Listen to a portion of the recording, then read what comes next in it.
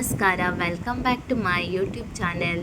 ನಾನಿವತ್ತು restaurant style ಗರಿಗರಿಯಾದ ಮಸಾಲೆ ದೋಸೆಯನ್ನು ಮನೆಯಲ್ಲಿಯೇ ಹೇಗೆ ಪ್ರಿಪೇರ್ ಮಾಡೋದಂತ ಈ ವಿಡಿಯೋದಲ್ಲಿ ತೋರಿಸ್ತಾ ಇದ್ದೇನೆ. ಇದಕ್ಕೆ ಬೇಕಾದ ಸಾಮಗ್ರಿಗಳು, ನಾನಿಲ್ಲಿ 3 ಕಪ್ ಆಗುವಷ್ಟು ಇಡ್ಲಿ ಅಕ್ಕಿಯನ್ನು ತೆಗೆದುಕೊಂಡಿದ್ದೇನೆ.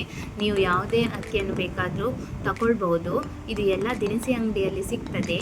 ನಂತರ ನಾನಿದಕ್ಕೆ 3 ಕಪ್ ಅಕ್ಕಿಗೆ 1 ಕಪ್ ಆಗುವಷ್ಟು ಉದ್ದಿನ ಬೇಳೆಯನ್ನು ಕೂಡ ತೆಗೆದುಕೊಂಡಿದ್ದೇನೆ.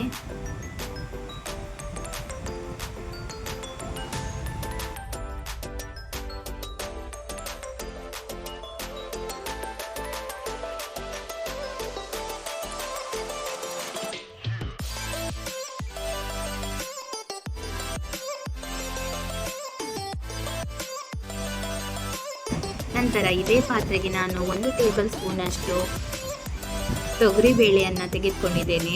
ಇದನ್ನು ಕೂಡ ಇದೇ ಪಾತ್ರೆಗೆ ಸೇರಿಸ್ತಾ ಇದ್ದೇನೆ. ನಂತರ 1 ಟೇಬಲ್ ಸ್ಪೂನಷ್ಟು ಕಡಲೆಬೇಳೆಯನ್ನು ಕೂಡ ಈ ಸಮಯದಲ್ಲಿ ಸೇರಿಸ್ತಾ ಇದ್ದೇನೆ. ಹಾಗೆ 10 ರಿಂದ 15 ಕಾಳು ಮೆಂತ್ಯವನ್ನು ಕೂಡ ಸೇರಿಸ್ತಾ ಇದ್ದೇನೆ.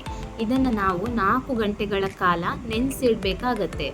ನಂತರ ನಾನು ಒಂದು ಮಿಕ್ಸಿ ಜಾರ್ನಲ್ಲಿ ಈ ಎಲ್ಲ ಪದಾರ್ಥಗಳನ್ನು ನುಣ್ಣಗೆ ರುಬ್ಕೊಳ್ತಾ ಇದ್ದೇನೆ. ಮೊದಲಿಗೆ ನಾನು ಅಕ್ಕಿ ಮತ್ತು ಇದಕ್ಕೆ 1 ಕಪ್ನಷ್ಟು ನೆನೆಸಿಟ್ಟ ಅವಲಕ್ಕಿಯನ್ನು ಸೇರಿಸಿ ರುಬ್ಕೊಳ್ತಾ ಇದ್ದೇನೆ.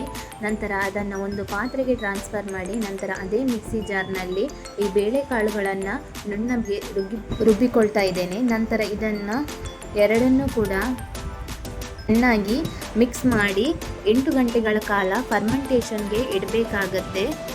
8 ಗಂಟೆಗಳ ಕಾಲ ಆದ ನಂತರ ಈ ದೋಸೆ ಬ್ಯಾಟರ್ ಹೀಗೆ ಕಾಣುತ್ತೆ. ನಂತರ ನಾನು ಒಂದು ಪ್ಯಾನನ್ನು ಹೈ ಫ್ಲೇಮ್ನಲ್ಲಿ ಬಿಸಿ ಮಾಡಿಕೊಂಡು ದೋಸೆಯನ್ನು ಚೆನ್ನಾಗಿ ತಿರುಗಿಸಿಕೊಂಡರೆ ನಂತರ ಇದಕ್ಕೆ 1 ಟೇಬಲ್ ಸ್ಪೂನಷ್ಟು ತುಪ್ಪವನ್ನು ಕೂಡ ನಾನು ಇದೇ ಸಮಯದಲ್ಲಿ ಸೇರಿಸ್ತಾ ಇದ್ದೇನೆ.